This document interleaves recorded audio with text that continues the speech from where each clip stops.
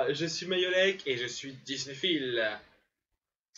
Ah, Pixar. On pourrait en dire des choses sur cette société. Mais je ne suis pas là pour parler d'histoire, je suis là pour parler dessin animé. Donc si vous voulez du détaillé, Wikipédia est votre ami.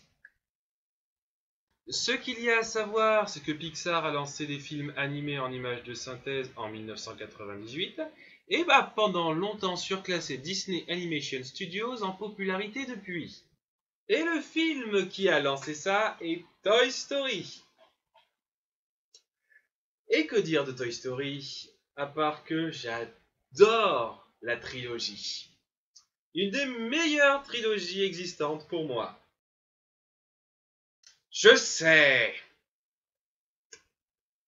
Quoi qu'il en soit, ce qui fait que cette trilogie est l'une des meilleures et que j'adore davantage chaque opus par rapport au précédent.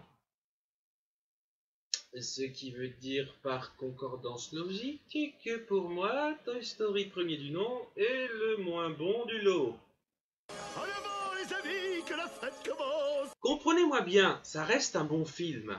Mais il lui manque certaines choses qu'il y a de présentes dans les deuxième et troisième opus, et j'ai 2-3 gros problèmes avec ce film, mine de rien.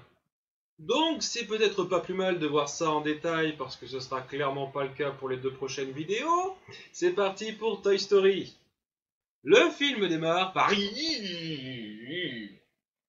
Ok, petite note rapide pour dire que graphiquement, ça a mal vieilli. Ça passe encore à peu près pour les jouets, quoique, mais les personnages humains et animaux sont assez moches. Mais bon, c'est le film pionnier du genre, donc on ne va pas trop les blâmer là-dessus. Le film commence en montrant un petit garçon, Andy, s'amuser avec ses jouets, sans se douter que ces jouets prennent vie dès qu'on ne les voit pas. Ayonne, hey, regarde, je suis Picasso. Je piche pas.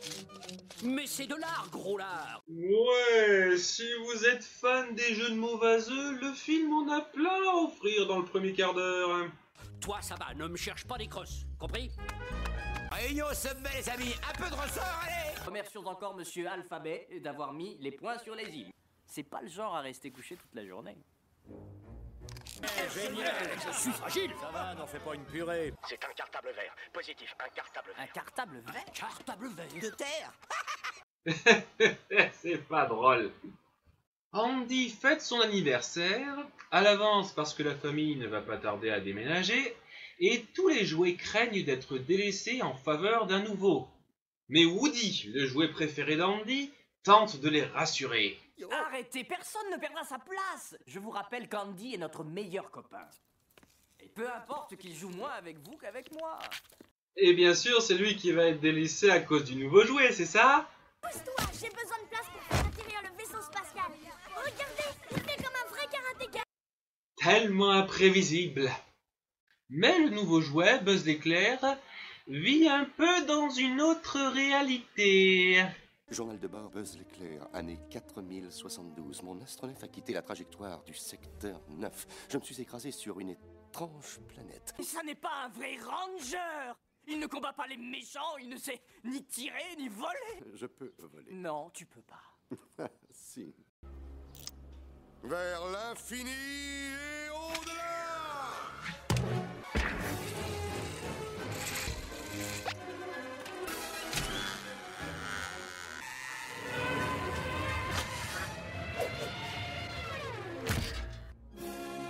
Je peux! Waouh! Ça, c'était de l'enchaînement improbable. Et pourquoi il a fermé les yeux exactement? J'ai trouvé mon compagnon de route. Ok, on arrive à mon premier vrai problème avec le film. Au cas où il y en a qui pensent que jusqu'à présent mes remarques étaient super sérieuses. En dehors de Buzz et Woody, tous les autres jouets sont extrêmement crédules et unidimensionnels. Comme ils sont peu développés, le film prend la route du cliché pour essayer de les démarquer. Et sincèrement, je n'en ai rien à cirer d'eux de tout le film. Je les trouve même un peu trop mesquins par moments. Oh, je sais bien qu'Andy est fou de Buzz, Mais je sais aussi qu'il te réservera toujours la place d'honneur. Ouais, au fond du grenier. Donc, comme on s'y attend, on a la routine jalousie-tension entre Woody et Buzz, et on présente rapidement Sid, un enfant du voisinage, qui aime torturer ses jouets.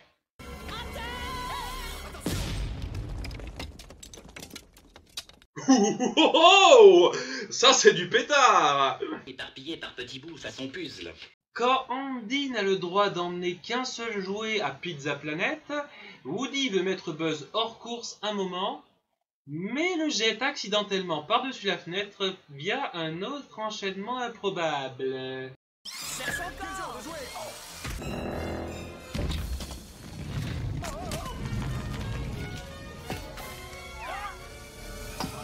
Ce film est sponsorisé par Attrape-Souris ou quoi? Donc, après une forte agitation, Andy vient prendre Buzz, mais dépité se rabat sur Woody. Mais Buzz, un brin remonté, les suit, ce qui amène à une confrontation physique.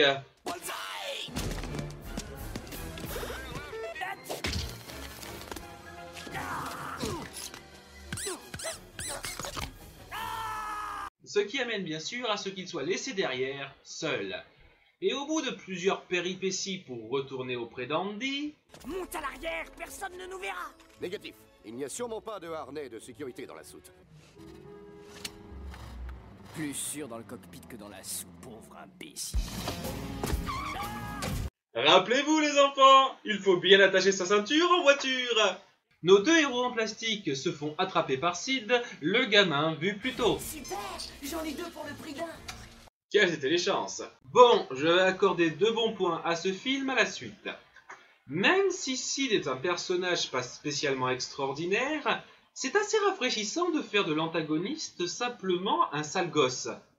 De plus, l'ambiance horreur avec ses jouets démembrés comme si c'était des expériences macabres est vraiment prenante et originale.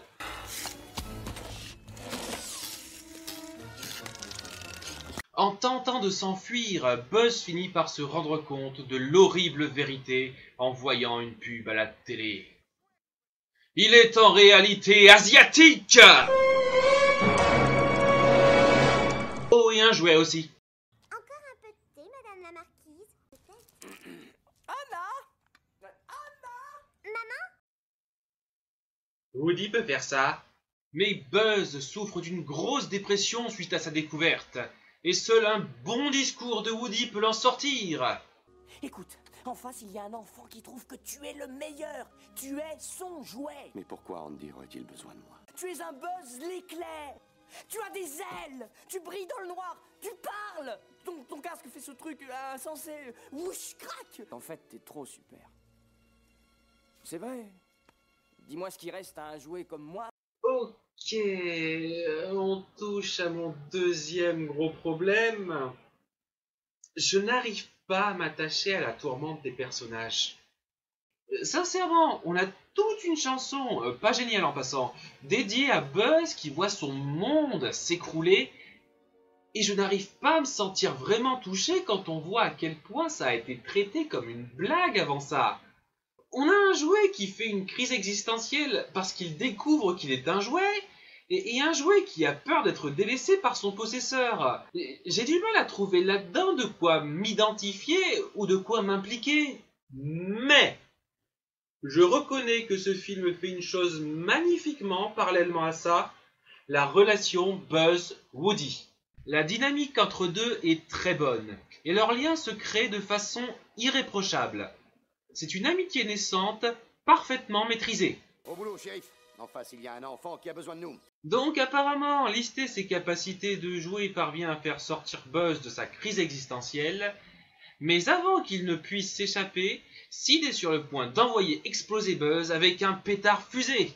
Pareil pour le décollage. Ironique. Et Woody et les jouets du coin montent un plan pour empêcher ça. Allumage. Les mains en l'air. Il est pété ce jouet. Tu crois vraiment que je suis pété, petit? Nous n'aimons pas être pulvérisés, Sid.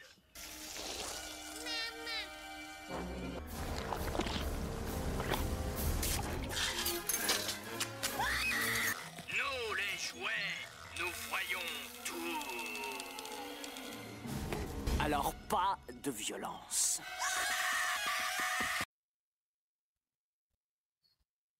Ok, troisième problème. Cette scène amène une énorme incohérence dans l'univers Toy Story.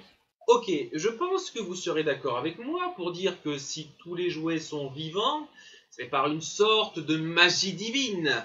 Parce que j'ai énormément de mal à me voir tous les responsables et les participants de l'industrie du jouet se regrouper et se dire « Ok les gars, on va planter une puce dans tous les jouets du monde pour leur donner vie.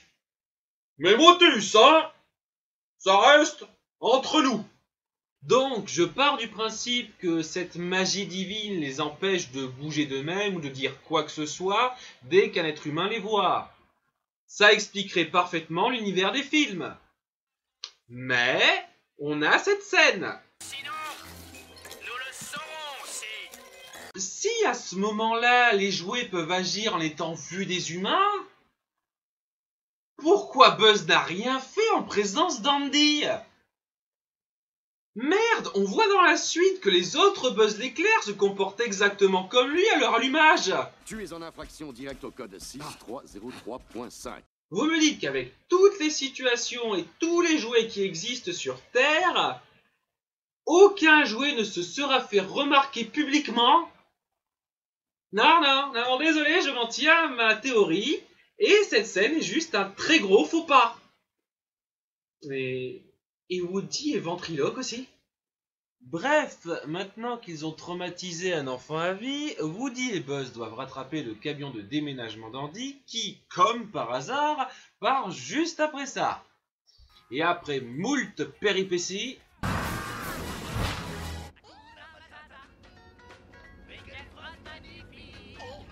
et une référence aléatoire au roi lion, Buzz et Woody s'envoient en l'air. Ne me dis pas que la fusée va exploser! Certainement pas. Ben, c'est... Donc, en envoyant chier les lois de la physique, Buzz et Woody finissent par rejoindre Andy, qui se pose pas plus de questions que ça, et notre film se termine alors que la famille d'Andy fête Noël. Une Madame Patate, je répète, une Madame Patate. Il faut que je sois rasé de frais! Toujours pas drôle. Qu'est-ce qu'Andy pourrait bien recevoir de pire que notre Buzz? Ta-da-ta-ta-da-ta. Et c'était donc Toy Story 3. Et je le redis, c'est un bon film. On entre très bien dans cet univers original, il y a énormément de bonnes répliques, de bonnes scènes, de bonnes idées, et le duo de protagonistes est très efficace.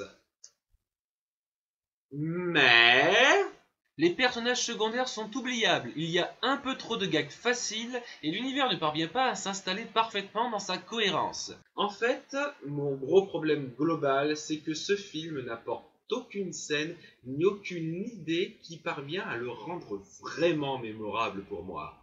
Ce qui fait que la première fois que j'ai vu la bande-annonce de Toy Story 2, et je ne vous mens pas, je me suis dit « Ah ouais, Toy Story, j'ai vu ce film ». Il aura vraiment fallu attendre le deuxième volet pour que je sois sincèrement pris dans cet univers et tous ses personnages. Et ça, bien entendu, ce sera pour la prochaine fois. C'était Mayolek, et n'oubliez pas d'être Disneyphile.